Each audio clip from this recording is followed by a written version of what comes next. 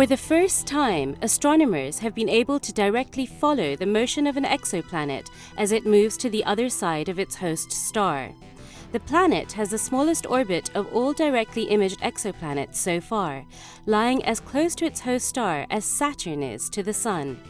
This discovery proves that gas giant planets can form in only a few million years, a short time in cosmic terms. This is the ESOcast, cutting-edge science and life behind the scenes of ESO, the European Southern Observatory, exploring the ultimate frontier with our host Dr. J, aka Dr. Joe Liske. Hello and welcome to the ESOcast. In this episode, we'll talk about the planet around the star Beta Pictoris. This star has not quite twice the mass of the Sun and is about 12 million years old. Although this sounds like a lot, it's actually a really young star. For example, the Sun is already about 4.7 billion years old. Beta Pictoris is one of the best-known examples of a star surrounded by a so-called dusty debris disk. Now, the debris in this disk comes from collisions among larger bodies, such as planetary embryos or asteroids. Earlier observations had already shown that this debris disk is actually warped and that there are comets falling onto the star. Now, these are telltale signs that strongly suggest the presence of a massive planet in orbit around the star. Now, with the new observations obtained with ESO's Very Large Telescope, we have definitive proof. Because the star is so young, the planet must also have formed in only a few million years. This is good news because we already knew that disks around young stars disperse in a few million years, and astronomers were looking for proof that giant planet formation can occur within this time. The planet has a mass of about 8 Jupiter masses. It has the right mass and location to explain the observed warp in the inner parts of the disk. The team used the NACO instrument, which is mounted on one of the 4 8.2-meter unit telescopes of ESO's Very Large Telescope, or VLT. They observed the immediate neighborhood of Beta Pictoris in 2003, 2008, and 2009.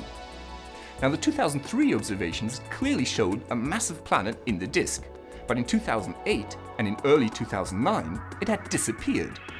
However, in the most recent observations in late 2009, the planet has reappeared, but on the other side of the star. Clearly, in the earlier observations, the planet was hidden either in front or behind the star. So now, for the first time, we can actually see an exoplanet moving around its host star from one side to the other.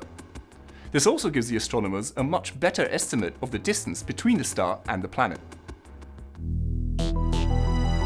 Among the handful of planets already imaged, the planet around Beta Pictoris, designated Beta Pictoris b, has the smallest orbit so far. It is located between 8 and 14 Earth-Sun distances, or astronomical units, from its star. This is about the distance Saturn is from the Sun. The short period of the planet will allow astronomers to record the full orbit within the next 15 to 20 years, and further studies of Beta Pictoris b will provide the first insights into the physics and chemistry of a young giant planet's atmosphere. Superjupiters, like Beta Pictoris b, are exceedingly rare around Sun-like stars. However, the planets found around the star's Fomalhaut in HR 8799, together with the existence of Beta Pictoris b, seems to suggest that superjupiters may be a more frequent byproduct of the formation of stars that are more massive than the Sun.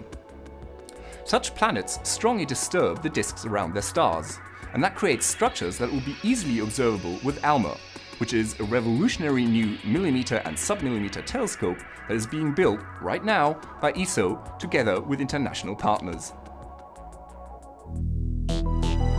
A few other exoplanets have been imaged, but they're all located farther away from their host star than Beta Pictoris b is. If located in the solar system, they would lie close to or beyond the orbit of the farthest planet, Neptune. The formation processes of these distant planets are likely to be quite different from those in our solar system and in Beta Pictoris. The recent direct images of exoplanets illustrate the diversity of planetary systems. Among these, Beta Pictoris b is the most promising case of a planet that may have formed in a similar way as the giant planets in our own solar system. This is Dr. J, signing off for the Exocast. Join me again next time for another cosmic adventure.